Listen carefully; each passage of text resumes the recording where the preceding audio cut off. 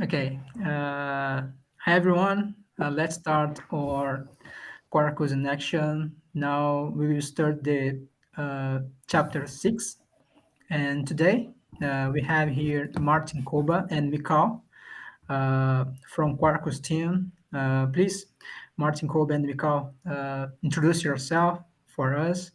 It's an honor to stay here with more to developer that contribute with Quarkus and to learn a lot. The goal here, people, is to learn more about the Qt and some security concerns about uh, Quarkus extensions. Okay, then I think I we can now start our uh, learning.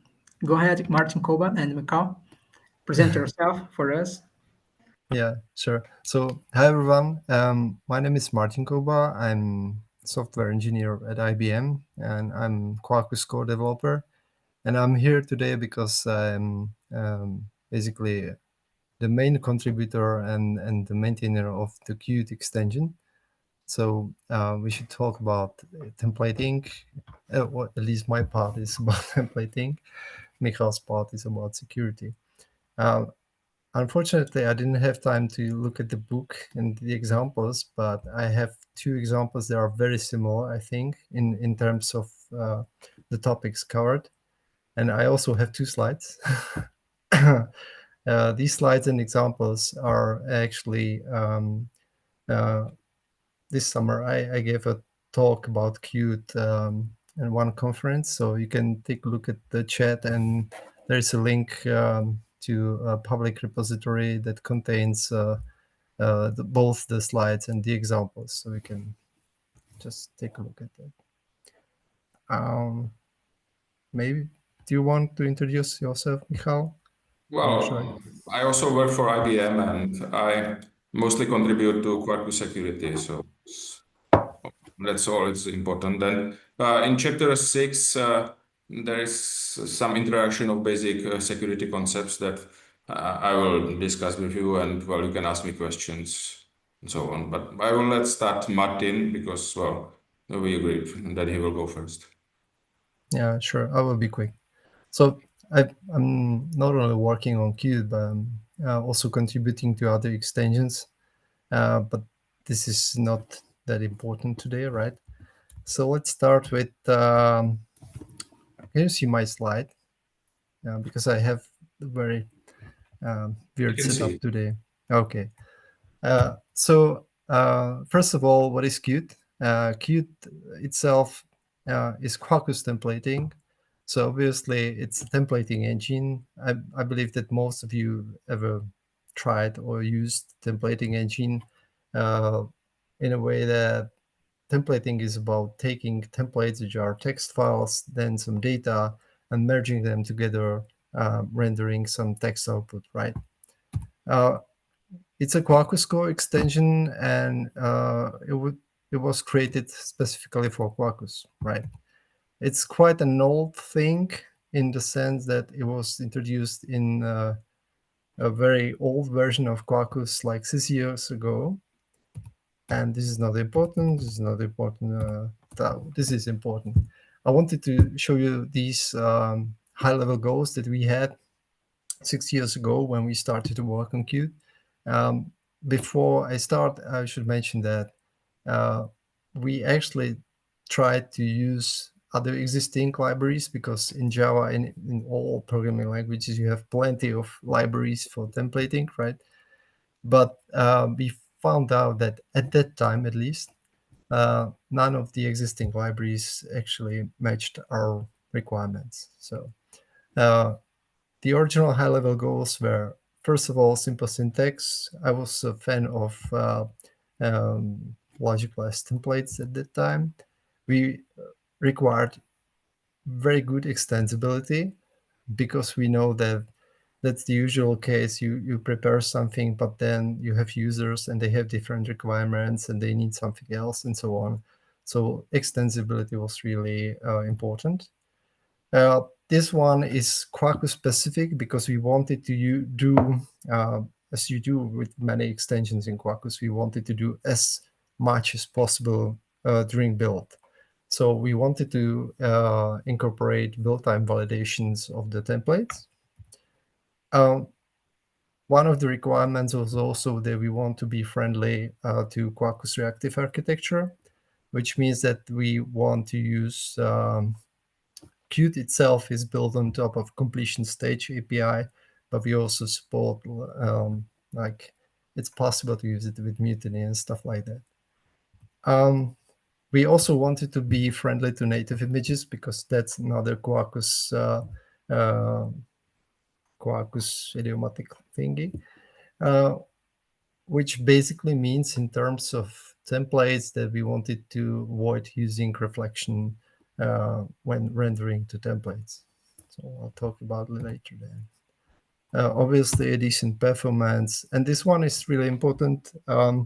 First class Quarkus Citizen, we wanted some really nice integrations with other extensions.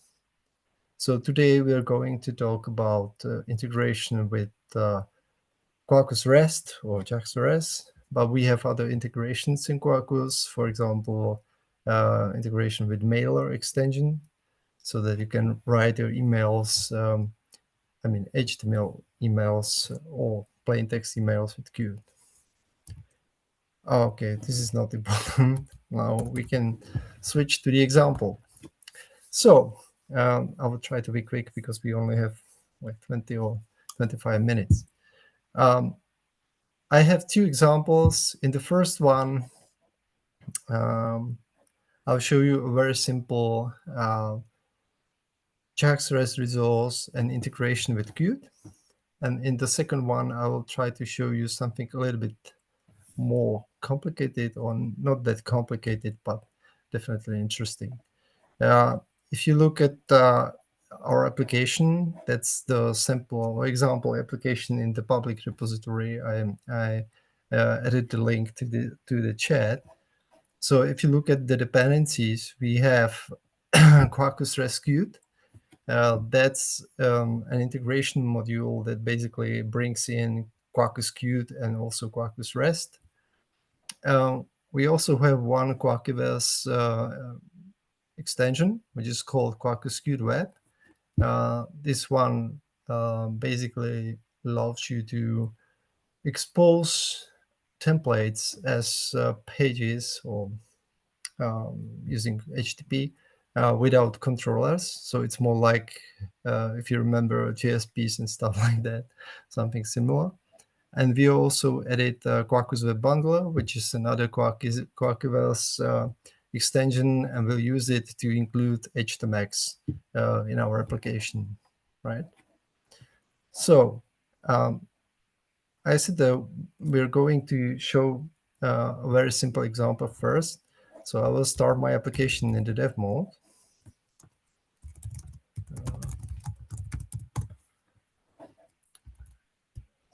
So while starting, I will show or open a JAX-RS resource we're using here. I'm using VS Code here as my IDE. And VS Code, by the way, has a very nice support for Qt in various places and in various styles. Application, oh, sorry. Slides start. So it was a conflict. In this case, I'm going to show you JAX-RS resource and the template.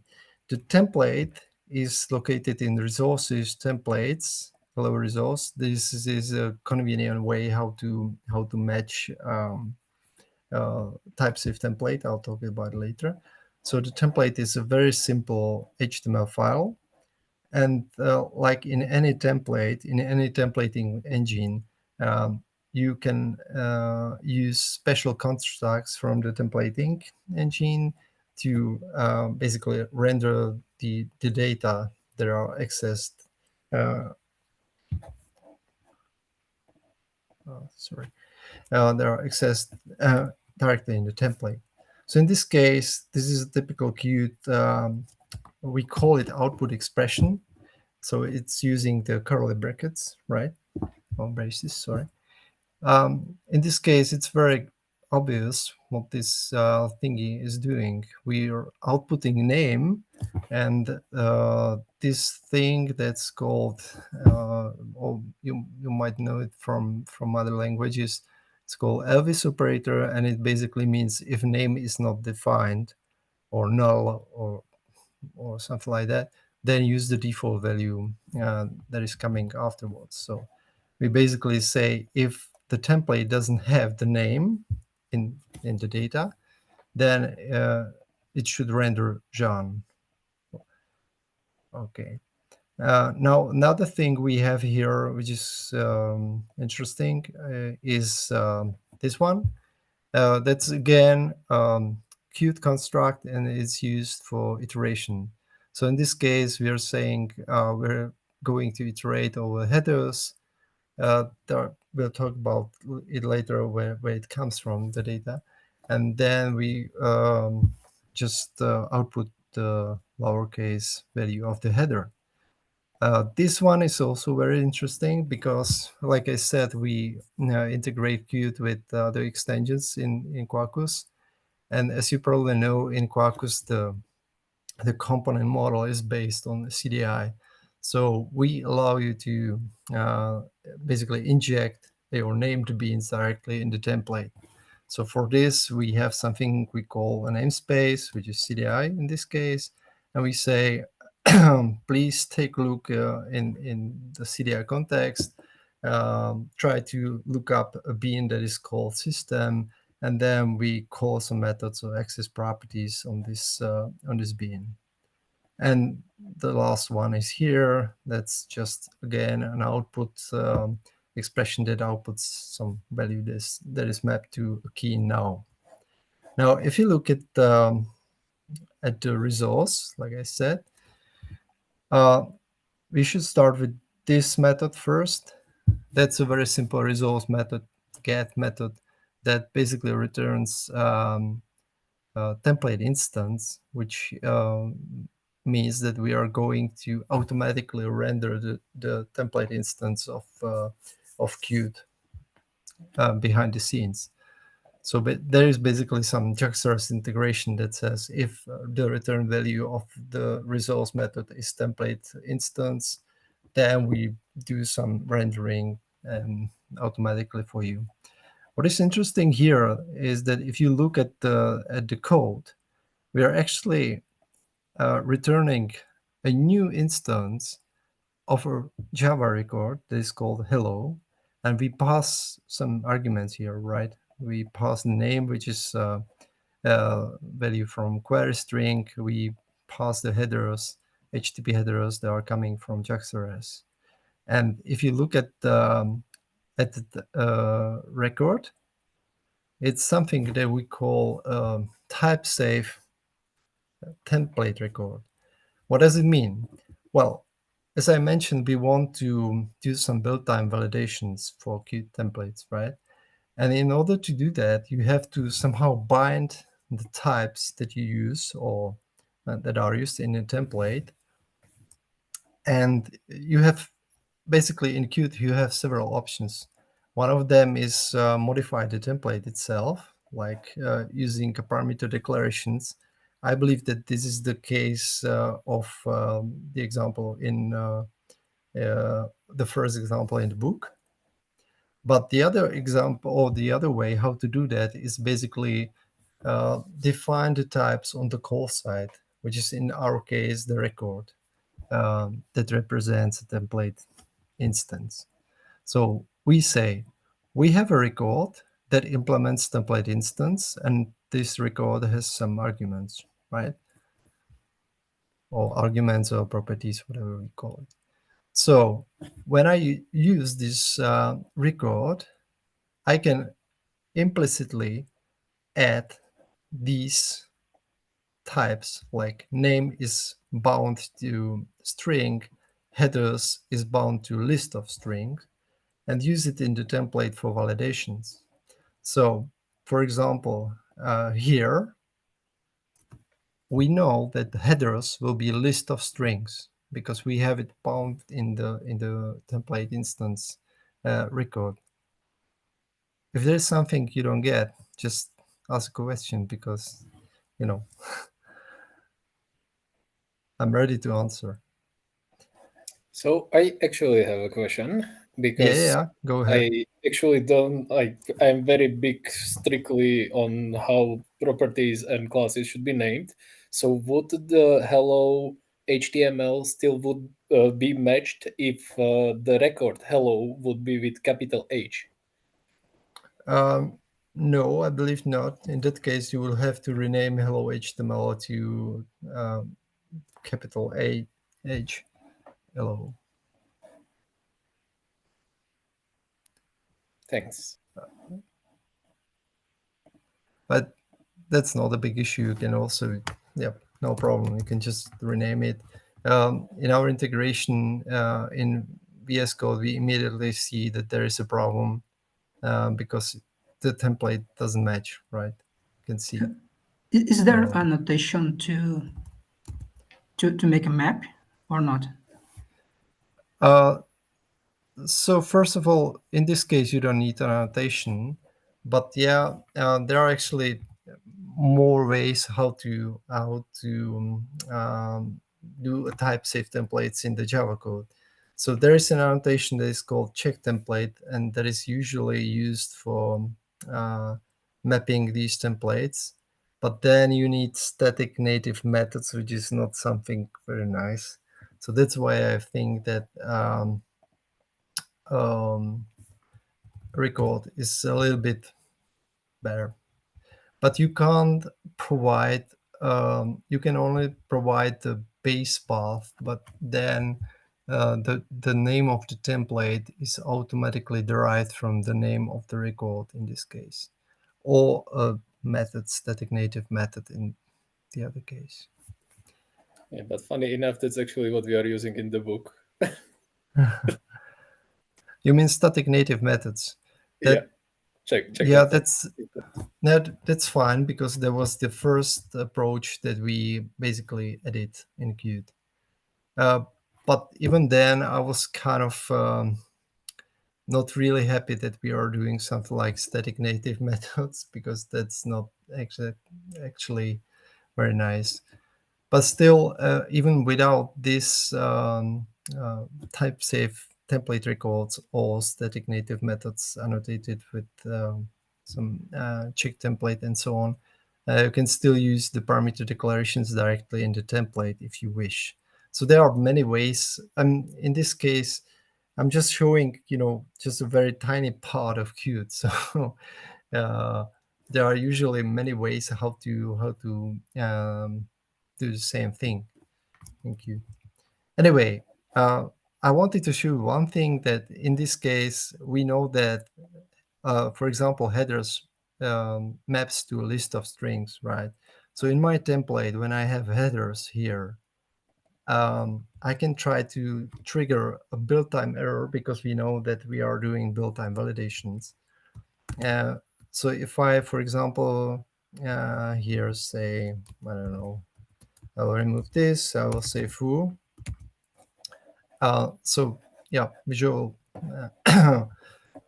Code is complaining, but even when I restart the app, I get an error immediately because we do the validations of the templates. We can see that there is a problem in one of your templates, and we can also let me co-host hello. We can even try to use the basically call the checkstore as resource method, and we will see the same error, like foo not found, because we know that there is a list. Oh, there's some bad formatting here, but we can immediately see that there is something wrong in our code. Yeah, But I just fix it. sorry, Yeah. just to add on top of it, because you are kind of mixing the dev mode and what the build time error means. So basically, that error would be jumping out when you would run Maven package. That's what you are trying to say. But in dev mode, you don't. Yes. Yes, but even in the dev mode, we build the application. So yeah, yes, you're right.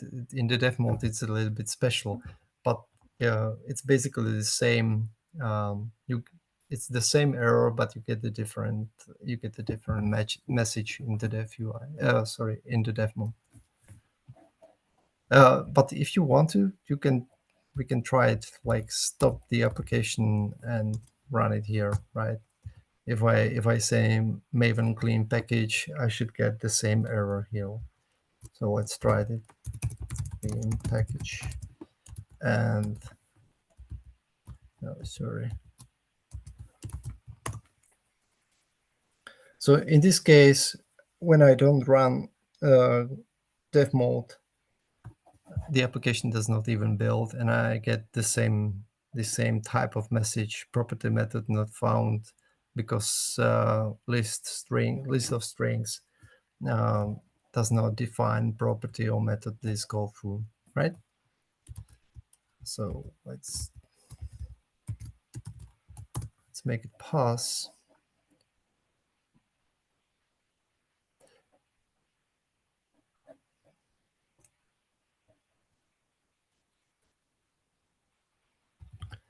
Okay. So this is the output of my dev in my dev mode of my results. So as you can see, we can say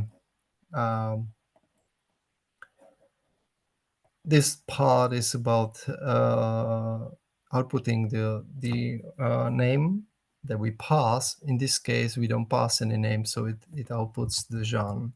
But if I say hello foo, then it returns hello foo, because if you look at our template, we say if the name is available, then output the name.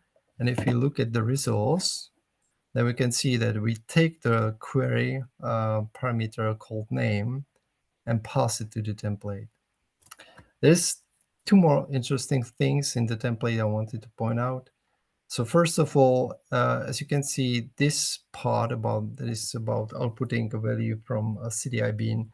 For this part, we don't need to pass any data to the template because we say, hey, take a look at CDI beans names.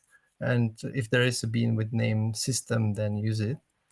If there is no such bean, then the build will fail again. But we have a singleton bean that is named. This is a CDI bean. It's named, so it is available, for example, in templates. And it also defines the uptime method, so we can access it directly in our template. Uptime returns duration, and duration has accessor for seconds.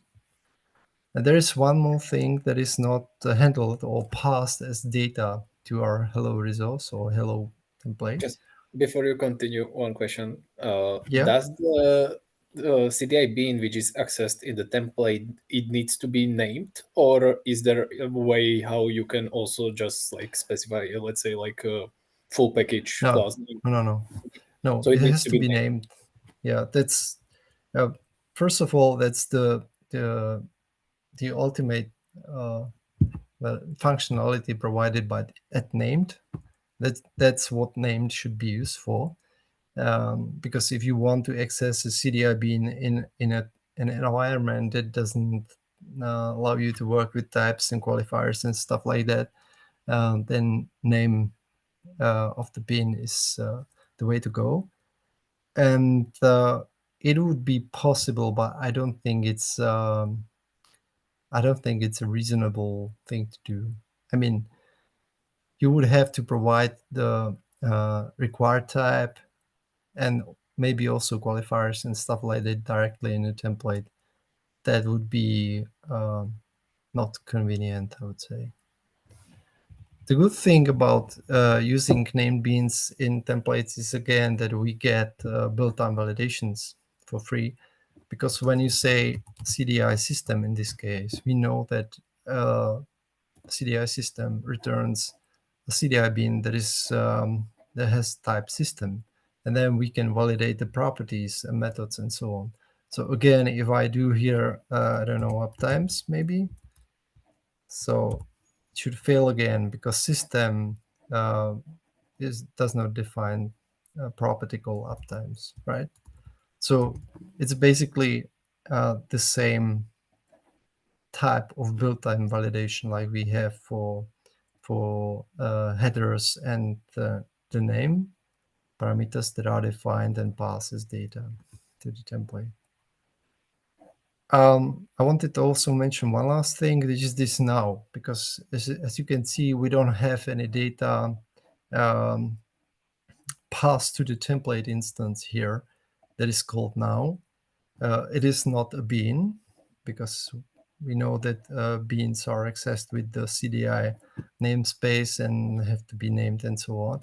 So where does now come from, right? That's a good question because that's another functionality we have in Qt, and that's called template globals.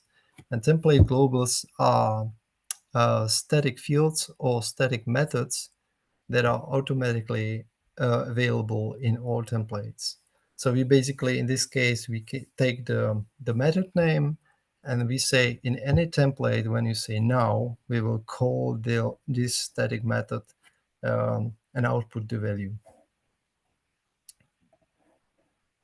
Okay, so that's the hello simple stuff. Do we have any questions, or maybe I was too Yeah. fast? Does Martin, the Yeah, yeah. sorry? Does the template global needs to be defined also in CDI bin? I don't think so. It has to be uh, no. It has to be a class that is part of the bean archive, I think, but it doesn't have to be a bean. But I'm not 100% sure, to be honest. It shouldn't be needed because it's just a static call. So under the hood, we just generate something that says call a static method, um, which is declared here, right? Yeah, don't worry about it. Yeah, another question. about the startup notation, uh, you said that Qt looks the property. Why you have you need the startup? Okay, I know that the startup means that the bean will be loaded eagerly. Okay, but has a correlation with Qt or not? Why you are you using the startup notation? This one, Yeah. startup annotation. Uh, yeah, we use it because we want to initialize the bean during start so that we have the uptime, Ah, yeah. right? You need to. Yeah, it's a singleton and it's startup, which means that when an application is started, we basically create a bean instance of system, and this one is automatically initialized when a new instance is created, and then we can compute the uptime using the started um, value. Makes sense. Okay. Thanks. Okay. Okay, and the other example I wanted to show you is something, again, very simple, but in this case, we are going to use HTMX. HTMX is a JavaScript library that allows you to do basically things like Ajax or similar stuff in your HTML pages without using JavaScript, basically. So um, I wanted to mention one thing here. As you can see, we don't import the JavaScript. I mean the HTMX JavaScript like in a classical way, but instead we use uh, our special extensions, special extension I mentioned earlier, which is called Web Bundler. And web bundler actually has a Qt support, and it basically means that it can include the dependencies that you add to your application directly in the template using some compression and stuff like that. So in our case, if we look at the system info, which is the other example page I have, when I use this, which is the hash at the beginning means section in Qt, and it basically means include the bundle that contains all JavaScripts and style sheets and stuff like that in the page, in the header of the page. And in this example, I wanted to show you one more interesting feature that we have in Qt, and that matches or plays well with HTMX, and that's called fragments. So before I talk about this template, we don't have any controller here because we are using Qt Web, which is a special extension that automatically exposes the template even without controller. So we don't have an AjaxRS class here. What it does is that it takes all the templates located in a special directory. It's called resources pub, like public, and this page is automatically served using some convenient path. So in this case, I will show you the result first. So very nice UI, right? So this is again a very simple page. We just show the uptime like in the previous page, but in this case, we're doing Ajax using HTMX to refresh the page. So if I look at the network manager, I should see some Ajax happening under the hood. And what is interesting is that if you look at the, well, it's quite small, but I don't know how to increase the font. Basically, if you look at the response from the server, you will see that all the thing that we actually re-render is this value, the uptime plus seconds, right? Now let's take a look at how it looks in the code.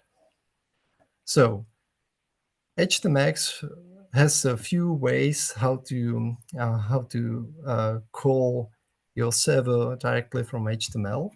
In this case, we are going to use Ajax get. Ajax get, basically all it does is Ajax HTTP get to the server. And we have a special property here, or a special trigger that says, please do this every 2 seconds, right? So every 2 seconds, HTMX will do HTTP get to the server. And what is important, when it receives the response from the server, it will by default replace the content of this div. So the whole page remains the same. We only remove or replace the content of this div in the DOM. And for this functionality, we have something called fragments in Qt, which is very cool because it allows you to say or define parts of your template that can be rendered separately, basically. So in this case, I'm saying that the content of the div is a separate fragment, and then I can say, please re-render or render this part or this particular fragment of the template only. So if you look at the HTTP or HTMX get thingy that we do, we just say, give me the system info page, which is the, like I said, some convenient path that is automatically exposed. And then we have a very special thingy here that we say, please do not render the whole template. I just want to take the fragment that is called uptime. And what Qt does under the hood is that it will only render this very tiny part of the template. And all we do here is that we say, the uptime is, and again we use cdi bin system uptime second and output its value, right? Does that make sense? Or Could you inspect the HTML in Chrome? I'm on Firefox, but yes,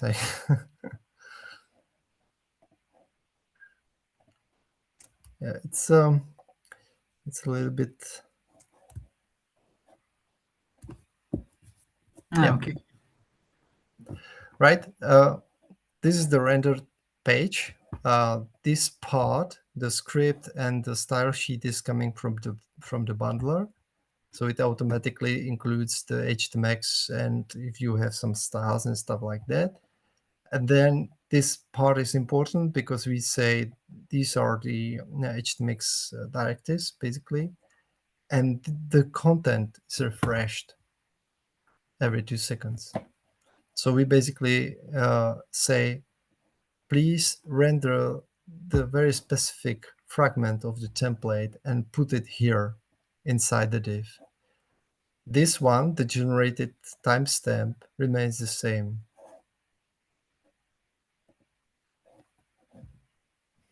But I suppose that the whole HTML needs to be regenerated, even if it's changing only the fragment. But Qt is optimizing this, and it's only really just taking, like before the fragment, just input the No, fragment and put after that. no. We don't have to render the whole template. We just take this tiny part. But It's can you like, show that REST endpoint then? What it's returning? well, we don't have a REST endpoint here. Like I mentioned, in this case, we are not using JAX-RS, but we're using something that is called Qt Web, which is a tiny extension. And all Okay. it does is basically that it takes this page located in resources templates, or resources templates like public. Yeah, so that system And info is coming from the extension. That slash system info. yeah, exactly. Hmm. And the frag part basically means that we don't want to render the whole template. We just want to take a very specific part of the template and render it. But I suppose that if I would have a JAX-RS resource, then I can do something similar. You can do that. You can do the same, very much the same. Even when using static native methods and typesafe templates, or this typesafe template, you can do the same, except that there is a special syntax to identify the fragment. So it will be something like this, where the foo would be the fragment of the template. And you can again pass the parameters and build time validations work and stuff like that. It was just, I wanted to simplify the example so that we just use the CDI bin here and we don't need any control stuff. But it works even for JAX-RS resources. It actually works anywhere because Qt itself is universal. It's like you don't need to use Qt in JAX-RS or anywhere. You can just I don't know, write your reactive route, vertex route, and use Qt to render the template as well. And the API supports the fragments as well. Maybe you can mention that we are using it in LangChain to parse prompts. To know? Yes, Qt is used in LangChain for the for prompts in annotations, but I'm not sure whether we support some kind of validations there, for example.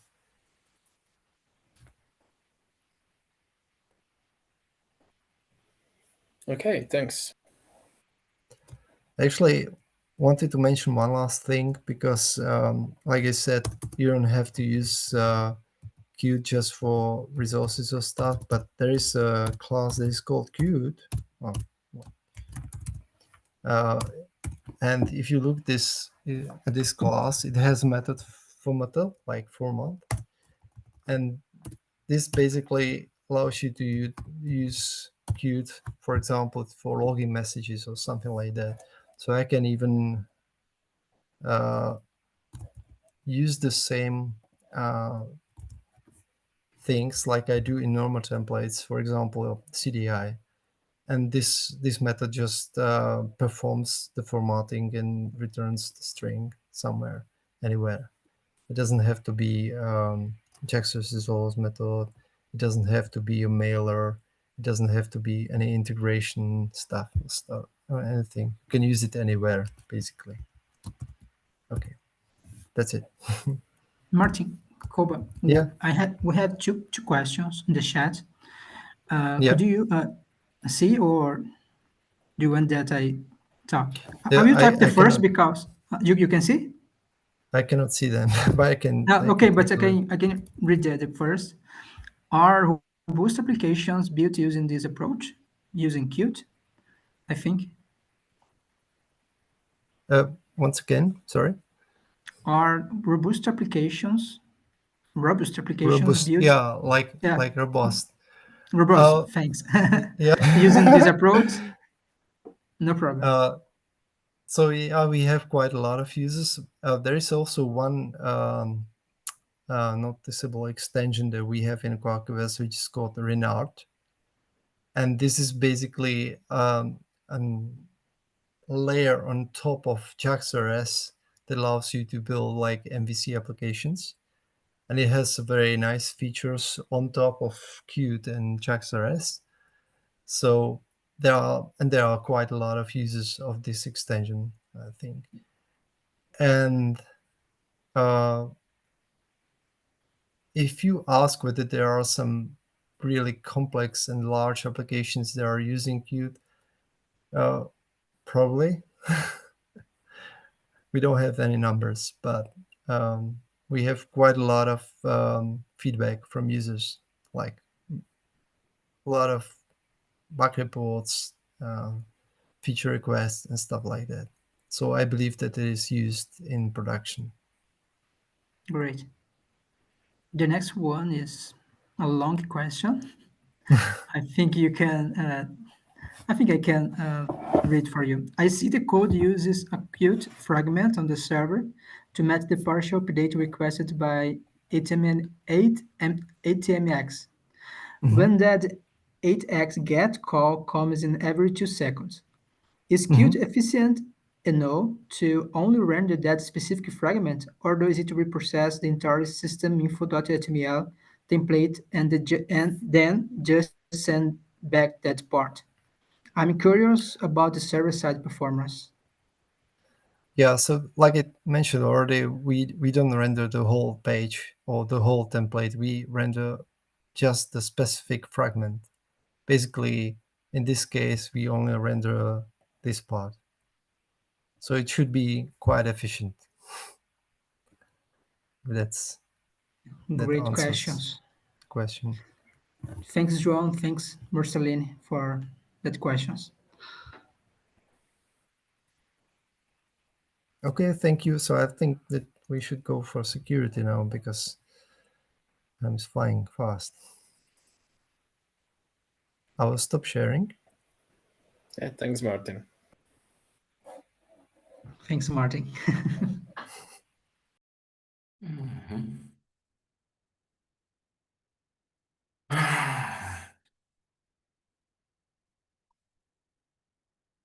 Oh, give me a second. I need to. I never shared it in Zoom. Let's see. Screen share. Use. Let's try this one.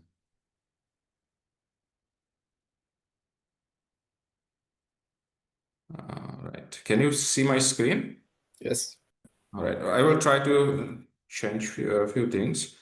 You still see screen change like now you see IntelliJ IDEA or Yes. IDE? Yeah. All Yes. right. But Cool. you need to go into presentation mode, but yes. All right. I will go to presentation mode. Double tap Shift and just type enter presentation mode. Can Oh, you repeat? in Enter idea. present. In idea, sorry. Ah, all right. Let's go. Let's wait until I get there. All right. So let's get. We need a few minutes to get on the same page. So I will show you what I will present and talk a little bit. We'll be showing what you can already see in book. But well, I need to put some baseline for us. So what I did is that I cloned this repo that is available in book, and I did just tiny little changes because I want to show newer functions. So I use newer Quarkus version. I want to show you also a bit of testing. So I added Keycloak server test dependencies from test framework, and I made tiny changes into a setup of reservation service because I want to use even in dev mode I want to use the same server started by a user service. So it's basically I point to a fixed port, and then I here say tell to Quarkus, well, please use this fixed port and use same realm as we have in production, because later we can either have Keycloak started by a dev service, or we can start it using Docker Compose, and then I want to have completely same setup or very similar from point of view of this presentation. So that's changes. This is from book in chapter 6, and basically I want to tell you what's changed from previously what you already discussed in previous talks. So what is new is that there is user service. It says user in name, so we will call it from browser. There are new dependencies that we added security, and we added OEDC extensions, and we will use Keycloak as identity provider. And we will start 3 services. So we will start user service, reservation service, and inventory. And we will communicate with user service. You can see that this is one service, that means one Quarkus application, and it talks to some external identity provider. So how it looks from Quarkus security point of view. This is image that you can, when you type into Google Quarkus security architecture, this is what you get. And what this shows you is that Quarkus is based on, well, we process incoming HTTP requests as events. So we have handlers like based on web text, and these handlers run before, for example, if you have Quarkus REST or GraphQL services, then these handlers for authentication and authorization run before that. So when you see this architecture and there is Quarkus Security Manager, then runs authentication, and it delegates to HTTP authentication mechanisms, and they delegate to identity providers. And also you can customize resulting identity. Then it all happens in authentication handler.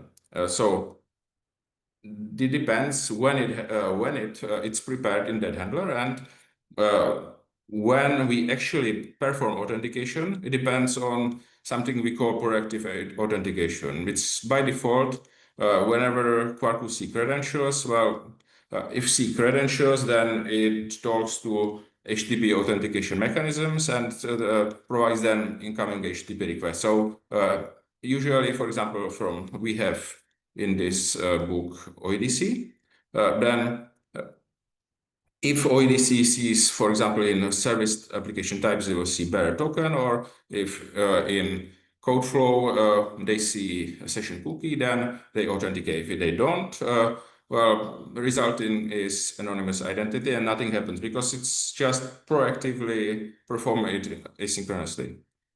Then there is another handler. Yes, and if proactive authentication is disabled, what it means that we perform it lazily on demand. It can be demanded by authorization, like, well, if you want some rows, then you need to authenticate the user, or you can just need to know some information about user, for example, his name. Well, then it's triggered. So when we will use later security context, and we get principal, then that's when proactive authentication is disabled. We trigger authentication, but it's prepared by this handler. The second handler is authorization handler, and that's used, for example, if you have application properties and you specify Quarkus HTTP out permission for certain paths. So this is authorization for based on paths, or global for every request. It depends on how we write it. Then, for example, if you use Jakarta REST, there will be another handler that handles events that are matching paths for Jakarta resources. And on resources, you can have standard security annotations that, for example, come from Jakarta API, like rows allowed. And then we trigger in Jakarta REST these security checks, but I mention it because I want you to understand that it's a little bit different than this request level authorization. Then you have, after resource is matched, for example, you have a Jakarta resource and it's annotated with rows allowed. Then it happens at different moment, because we often see users that they think, for example, they can use rows allowed, but then they say, I made some part public in application properties, so I expect it to be public, even if it has rows allowed and things like that. So I wanted to understand, well, architecture. And then, well, we'll come back to this. Then this code, you probably saw code in book, but I want you to show this what changed from security point of view. Michal, before you move on, there is actually a question in the chat that is relevant to what you were presenting, so I will just read it. Sorry to interrupt in this flow. When the request is passed from the user service to the reservation service, how does the identity provider on the second service verify the user's identity that was established via keycloak? I ran out of breath. Is the token propagated between the services? Well, it says what happens. So how does all right, I will well, it seems like answer to me, but I will try to show you what happens there. So if user service is called, then you for example, this is web application type. So you use authorization code flow, you authenticate, and on server side, we remember tokens like ID tokens and so on, and you use same ODC client, right? So when you go to user service, we propagate access token, because there is REST call using REST client, and here again happens authorization, but this time, well, it's better token authentication. So they look at access token and they talk to keycloak again. Of course, when token is verified by OEDC server, there are other modes, like every possible mode. I will show you access token, but I'm not sure if I understood the question. All right, go on. Yeah, I think exactly this is what the question is asking. So the token is propagated by HTTP header when we are making call from the user service to the reservation service. Yes, it's propagated by the HTTP header, and well, what this annotation does on the REST client is that it says, well, when you see authorization header, please propagate it. But there are more complex scenarios. For example, if you have different clients, ODC clients, you need to use token exchange, or if you have external tokens, you need we have something called token exchange, and well, this is actually related where you can specify different client. So we don't only just take header and pass it, but if you need to use some advanced concept of OpenID Connect, then well, this does for you also. That's actually why I wanted to show you this token exchange. I have here, you need to activate token exchange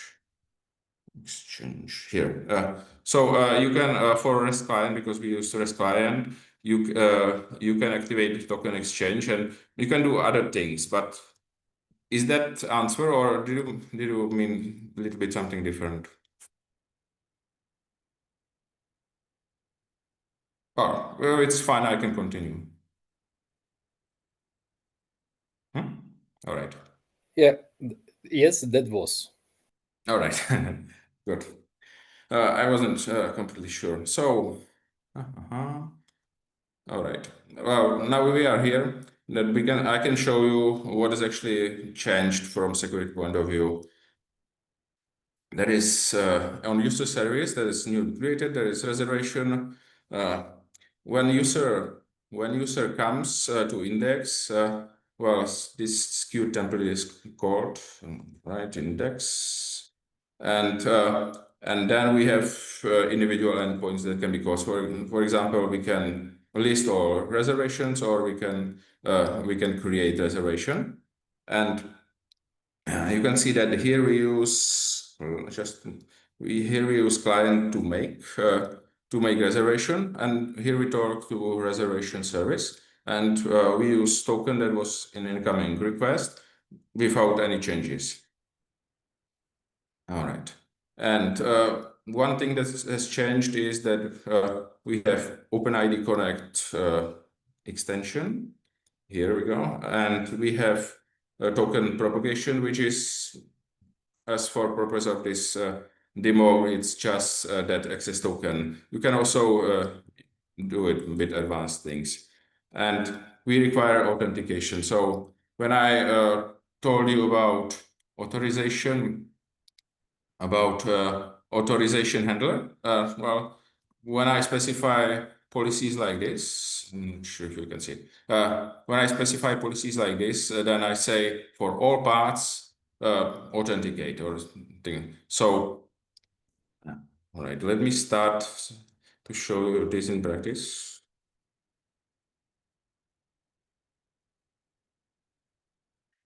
When you check out this code, I don't know if you know it, you probably know it, but you can run maven clean install script test and then start this in production mode. So, okay. We start inventory service. We need to start also, this part is annoying. We also need to start user service, start in Quarkus dev mode, because it will start for us keycloak service. So now you should see keycloak service starting. And when I say it starts keycloak dev service, that means it starts container in Docker Podman or whatever you see. So I should, if I go to Podman when it starts, you can see it starts with use test containers, and it starts keycloak container. And well, I can also start Quarkus. Well, Because, maybe I will ask, because for me it's frozen still in inventory service terminal. Really? Okay, it must not be very enjoying. Inventory service. Well, it really looks like frozen because I don't even see the cursor blinking. Can you see my terminal? Yeah, but still inventory service running as minus jar. Maybe try to stop sharing and start sharing again. It seems just something frozen.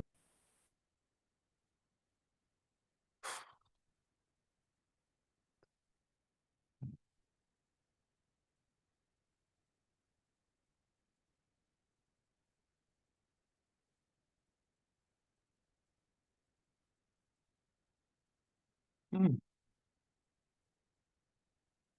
seems like Yeah.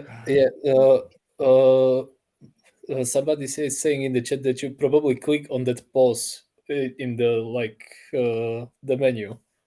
your mouse is on top of pause. So maybe try to click it again. When I say, what I see is that I have use, when I share, I use system desktop capture or use Windows or whiteboard. So if I change to whiteboard, No, Michal, no. I think that it's really just in that panel which you have for sharing, it's frozen on us when you basically have your mouse on top of button which is saying pause. So I think that you really clicked it and it frozen your sharing for us. So in that panel, when you have new share, yeah, I can see it now. yeah, next to it should be some button like resume or something like that, maybe.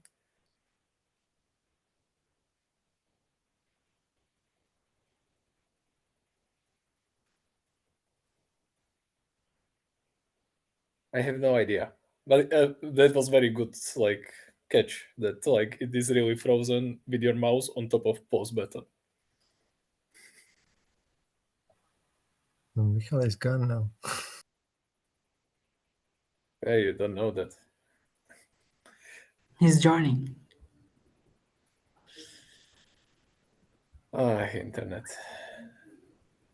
Okay.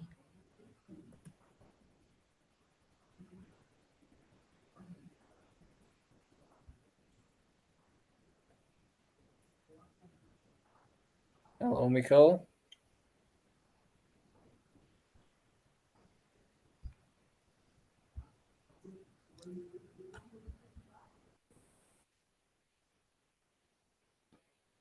What about now? Yeah, now we see Yeah. things move. All right. So we should see reservation service, and I will change to user service. Can you see user service? Well, can you see my terminal? That's better question. Yeah. Yeah. It changed, and like from quick check, it should be user service. Okay. Yes, now I can confirm that I found user service in the log. All right. All right. So I go to user service. I log in. When Quarkus creates a realm, it adds built-in users. So we call it well-known users Elise or Bob. Elise is admin and user, and when we call about rows, and Bob is user. So this page is that index Qt templates I showed you previously, and now when I would, for example, make reservation, uh, I should it's calling reservation service, right? If I go to terminal, I don't really see anything. So, well, how can I know that it's happening when you start when you try to configure your application?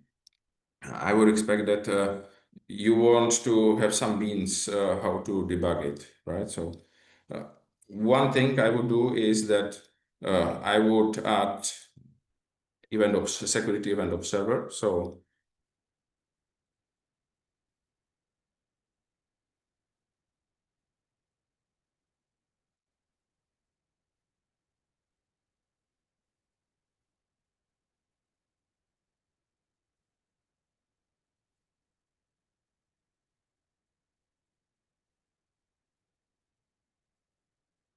whatever, it's not really important. I just want to show you that there is things like that you can do. I don't think, well, no, when you have observer, you don't need to do anything more.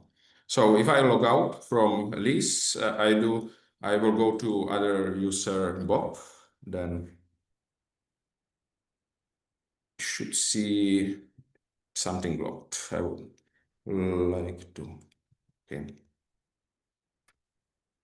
All right, there is authenticated and there is some event. So I have some mean that see that there is event that someone authenticated, and if I'm still not sure about my setup or I need to inspect some details, I could be able to, for example, debug this application. It's important because when you start, there is often like you don't know what is happening, and you need to inspect it a bit. So if I attach to this, reservation service, and I will try to reserve something from Bob. We can't see anything from Elise, so at least you see it's different user, because we previously we reserved from Elise Mazda, and now this is different card. So I would expect that now I hit reserve. You see that the reservation service was called, and well, I can now inspect this incoming request. So when I have here security context, user principal, get name, I can see it's Bob, right? So security context is this. It's concept from Jakarta REST. And well, unless you do something custom, like you define your Jakarta REST filter, Quarkus just delegates to this security identity. So when we previously, I will show you. When we previously discussed authentication handler, then the result when you authenticate is something we call security identity. So I could replace this, for example, with security identity. And this is representation of user in Quarkus. So, security identity.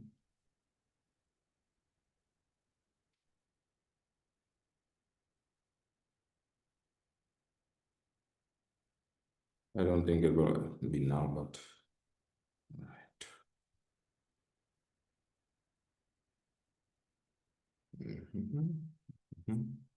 I'm not sure what will happen now, because I don't use this very often, but we'll see.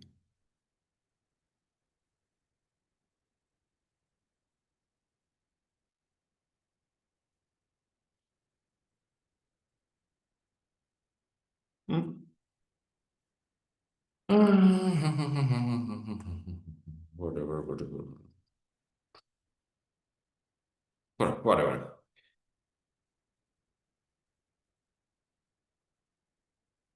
So what happens there is that Quarkus, when you authenticate, you saw that we can intercept incoming requests, and we can see the security identity has principal. When you use security context, you delegate to security identity, right? And that's, yes, I have here. That's what's causing issue, I think. But I will just revert this because it's not important. I just wanted to understand what is just some basic unit when we speak about security. All right. So Basically, okay. so we were using the context also in different methods. So this is why the code didn't compile. So, but otherwise, the security identity would return the same name as context. Because this uses delegation pattern, right? So, yeah. All right. I have one more question to that observer that you implemented. Why did you actually get free events locked when you authenticated only once? Because I would suppose that I want to use this to actually track, like even the numbers of logins, like successful failed logins. So this is kind of, like problematic. Sure. Well, for each authentication, you get one event, right? I'm not sure what at what point it authenticates and what exactly happens. For example, I don't know how many calls are made when I go to index and when I click on something. So you don't stay authenticated. Like if you use authorization call flow and you have session cookie, it doesn't mean that you have been authenticated once and it doesn't happen again. For each request, you have one event. There's some more than, well, it's bug, but I don't think there is. We have a lot of tests and things like this. So on this event, you have security identity and you have properties. These properties, I think it would be nice to debug, to show you, but I'm a bit afraid to start again with something. Well, let's try it.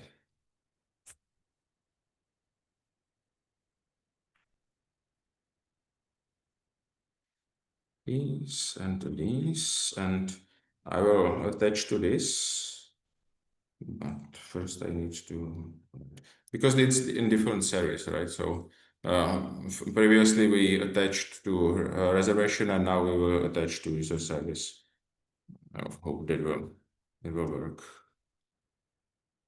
Okay, so on event service, I have security identity, and you can see it's just JVT, and well, you can inspect it. So probably it has some groups, and it has other claims, and you can see it has 2 rows, because from we map group claim to rows for you automatically. We don't ask, we just do it, right? So that's one thing. And second thing, you can see there is a routing context which you can use to inspect where happened. So if you want to log path, when you will use this attribute, and you will log request path, and you can other things to do.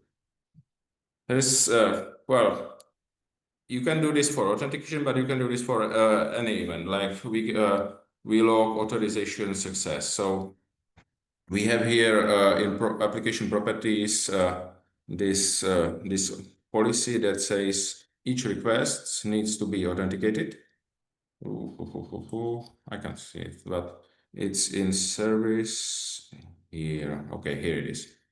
So if I change this to authorization, it should be authorization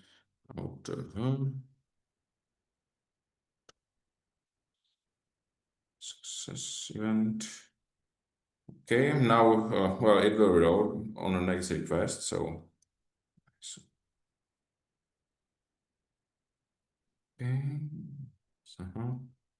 okay, frankly, I don't.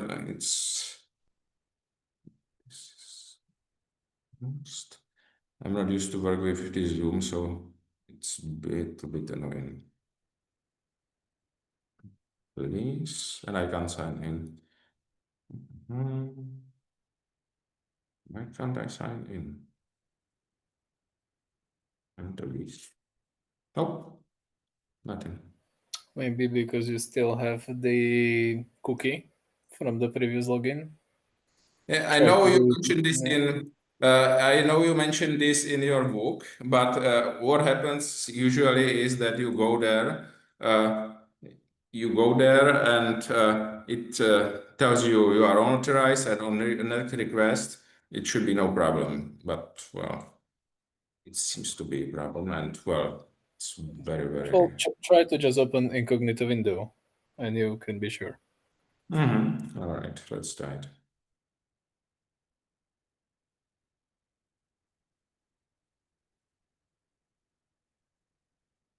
No, I think it's just something in Quarkus, but well, this weekend stuff. Yes, it seems like it's stuck. This demo is stuck. Which is... Didn't you attach debugger, and maybe you are stuck in that event? Sure. It will be stuck on request, which is why it doesn't respond at all. Yeah. All right. Well, that's smart, but it's the end of showing. Anyway, authorization success events. They have on each authorization success, you have what authorization check happened. So if it is, for example, in application properties, then they will tell us it's authentication. And you can see when it happened in Quarkus code. You can also expect path. You can expect a result in security identity. When it's authorization failure event, then you can inspect stack trace, for example, when exception was thrown and things like this. I will stop with this demo because I don't think it's going very well. And I will just show you remaining concepts that we can use. All right. So here we use client that use access token, and it talks to a reservation service. In reservation service, we again use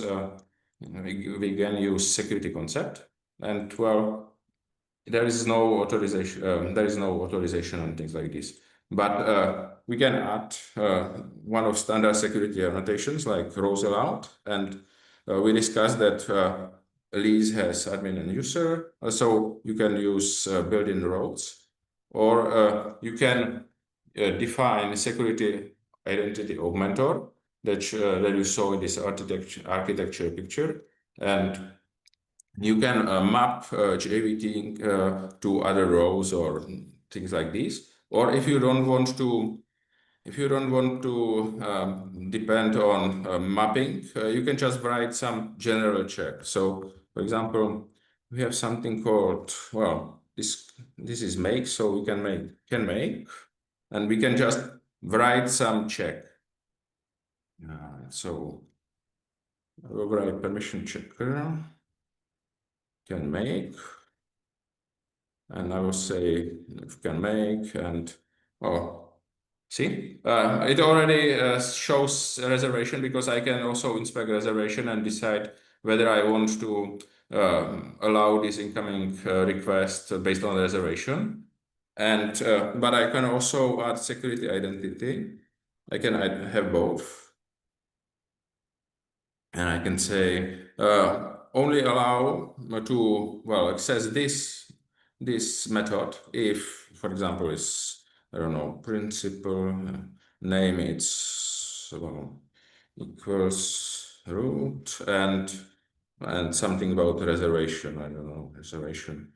Let's keep it simple, and so now whatever you can do here, whatever, and whatever you need. So you can decide whether you authorize invocation of make based on payload, and there can be anything, and also based on security identity.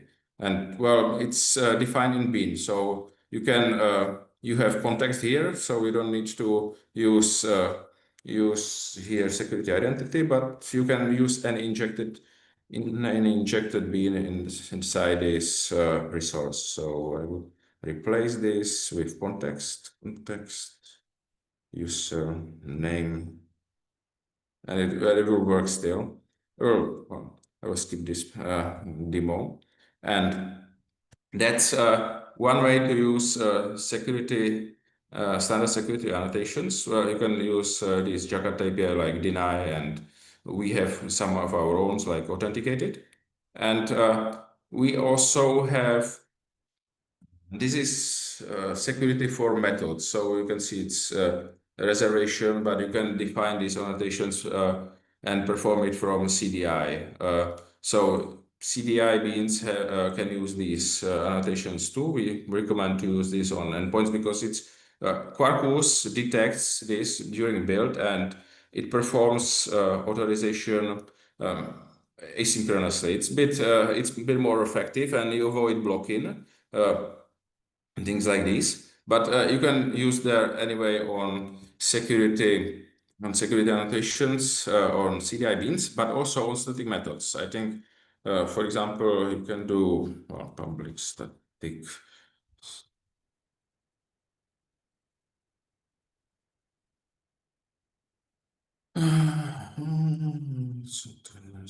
Whatever. We just.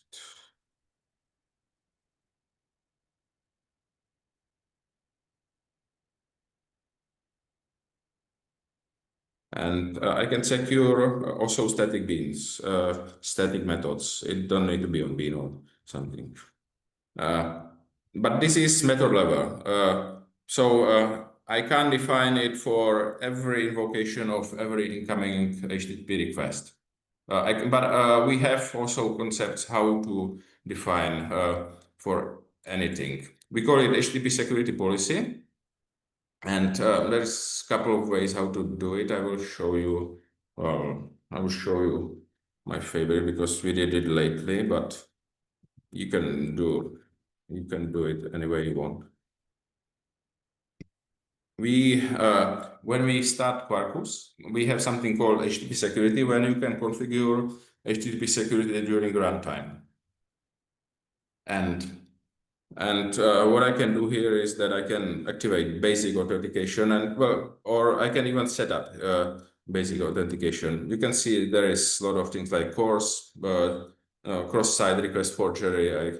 You can define policies. So One example would be if we go back to application properties where we define this, where we said every request must be authenticated.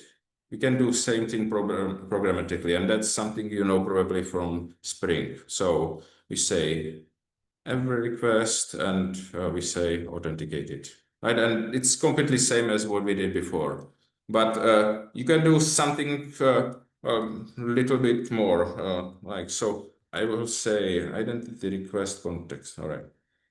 So suddenly I can't see it, to be honest. It's I have it here, these Zoom things, but I will hide this. All right, that's better. Just put it on or put it on a new line. All right. Anyway, I have here event, and I say define here HTTP permissions for different paths. So I can say authorization, and I can define policy. So for example, if I have just identity and I say identity has a role and it has a role admin, for example, I can do a lot of complicated things because you saw that it has security identity has a lot of information on it and it has information that you put in it. So I could write here some complicated checks, but it's still the same thing. So this is applied for every single incoming request. And when we speak about fluent security, you can also have here other mechanisms. You can set up here some mechanism that you create. So you can have your custom HTTP mechanism and add it here. You don't need to use beans. And that is, well, you can do it for any rows like this. And we have, for example, if you want mutual TLS, then, well, you just do this, but you can also define some, well, details like if you want to apply it only when a mutual TLS is requested, so you still allow HTTP without any encryption, then you will do this. And well, you can use Builder to build anything you need. So you can go into details. I will not go, but that's one thing that we try to make Fluent API. But back to authorization. This is applied to every request. Do you have some question maybe? Yeah, Mikhail, we have one from João Nascimento. How does Quarkus Security handle attribute-based access control? How Quarkus security handles basic access control? Attribute-based access control. All right. So in Quarkus security, we have three concepts. Like we have roles, we have permissions, and we have general checks like this. This check can do anything. And when I showed you previously permission checker, you can write there anything in code that you want. When you have roles, then well, how you get these roles? It's Quarkus tries to prepare some roles for you to get you started, but usually this won't fit. So you have security identity provided based on JWT token, and you can use identity augmentor to map this JWT to any role you want. And then we have permissions. It's for fine grade because, well, if you go strictly by permissions can change, but roles will probably not. So you can map security identity to, well, you can add it permissions that you want. I will show you. I'm not sure if I'm answering this completely. Permissions. You can also have here permission, for example, I don't know, can see user principal. It can be whatever. And then we can have identity augmentor.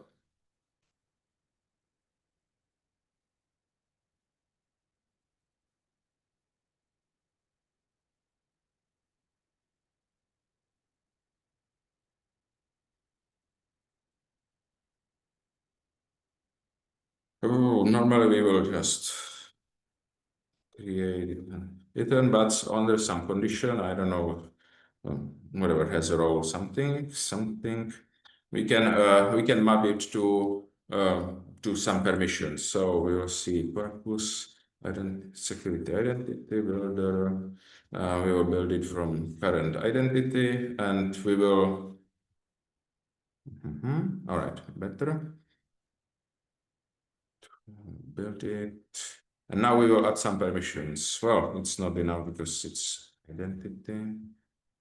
This is a bit verbose, but you can avoid augmenter by certain tricks. For example, in OEDC, we have customizers for JVT where you can trick this. So permission. If I add permission, I don't remember how we called it. This. Now I have string permission, and previously when I defined security annotation calls permission allowed, then I configured my security identity to access this method, right? I'm not sure if that's how a question was met. Is it all or? Well, maybe can you confirm that that's enough, or do you want to elaborate? Yeah, he said that's okay. Oh, cool. All right. So that's as much as for authorization, and well, I would not go into details for authentication because you can look it up and you will understand. It's more about being able to start from where book left you. So you saw some authorization, authentication, and you saw how to intercept requests. And well, what you will also do is that this is you started something manually. It's a bit clumsy because usually you will just write tests to verify automatically, right? So one last thing I will show you very quickly is I will not run it because I'm not sure in what state I left my services, but when I require authentication, for example, this is in the reservation service, and we can create reservation. Then, well, what it means that we have reservation, and it is make, and can make. Oh, okay. Here, this one. So now we know that we need user root. I will change it because I don't have user root. I will change it to Elise. And when I want to write tests that can access it, well, I don't have it. Here I have anonymous requests. So how do I write tests, right? So in Quarkus, it's quite easy. Quick cloak, well, it's already suggested to me. Okay.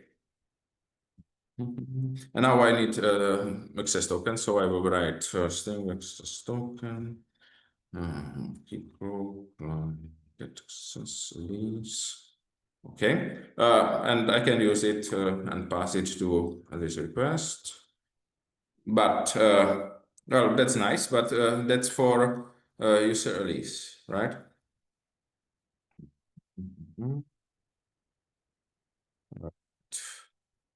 How it happens that this works? I just created some keycloak test client, and it will know a correct access token. Well, it will know it based on that Quarkus test has is JNet extension, and when it's bootstrapped, it should have configuration, like it's based Quarkus use configuration SmileRye config.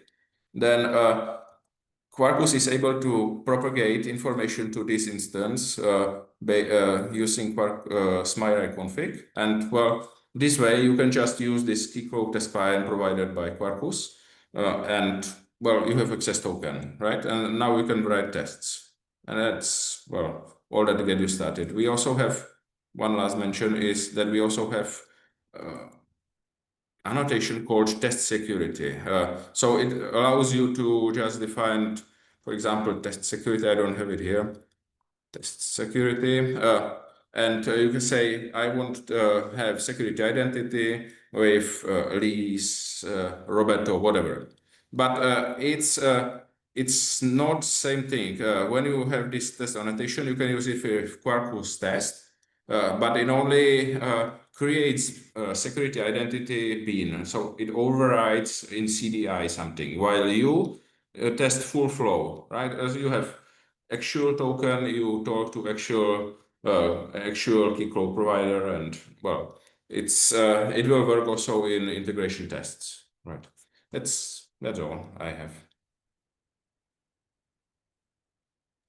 So just to verify that I understand it correctly, so this Keycloak client really talks to a real Keycloak instance. So when you call this get access token, this is actual HTTP call to get it. Sure. This key cloud client knows your credentials, because when Quarkus either starts a key cloak or when Quarkus talks to key cloak, well, it knows that it is client XYZ, and it knows authorization server URL. So you use SMORI config, and well, it gets this information from SMORI config, same as you have in actual application. And well, yes, when you call get access token, it's just calls. Well, I can show, but it doesn't matter.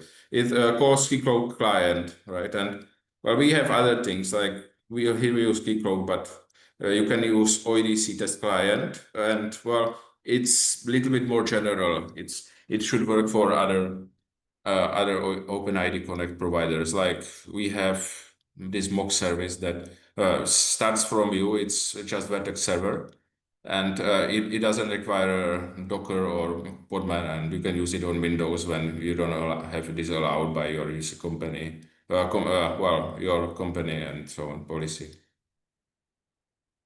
Good.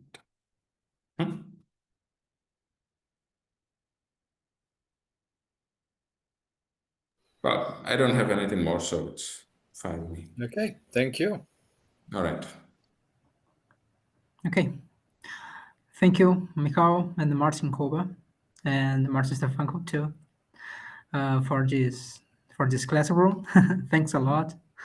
We have any question just to finish our session? Jonas Gemento, Gustavo, Mursalini, do you have any question? Not any question. I've already asked, but I was messed up. It's all clear.